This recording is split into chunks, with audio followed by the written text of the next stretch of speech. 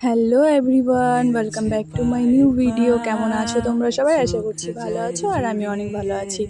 তো দিনটা ছিল 17ই জুলাই। সকাল সকাল ওর মুখের সামনে গিয়ে ভিডিও করাতে ভাই পুরো রেগে যাচ্ছিল আমার উপরে।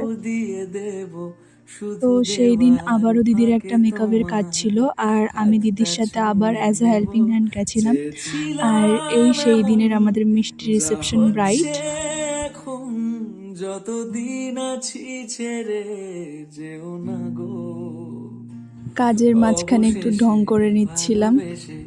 চলে যাব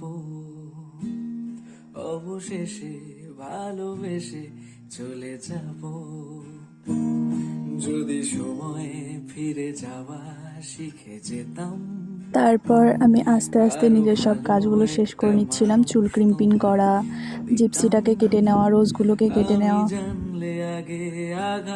রিসেপশন ব্রাইডের ফুল লুক কমপ্লিট হওয়ায় দিদি নেক্সট ক্লায়েন্টকে নিয়ে বসে পড়ে সাজাতে।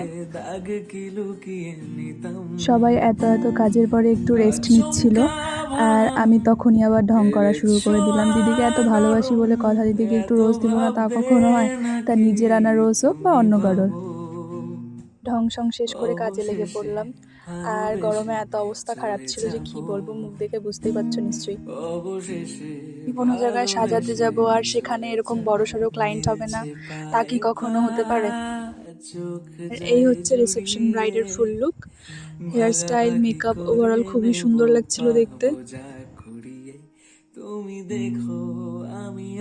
সেই দিন এনাকেও খুব সুন্দর লাগছিল। তো আজকে ভিডিওটা এতটুকুই। ভালো লাগলে লাইক, কমেন্ট, শেয়ার। দেখা হচ্ছে নেক্সট ভিডিওতে। Thanks for watching. Bye bye.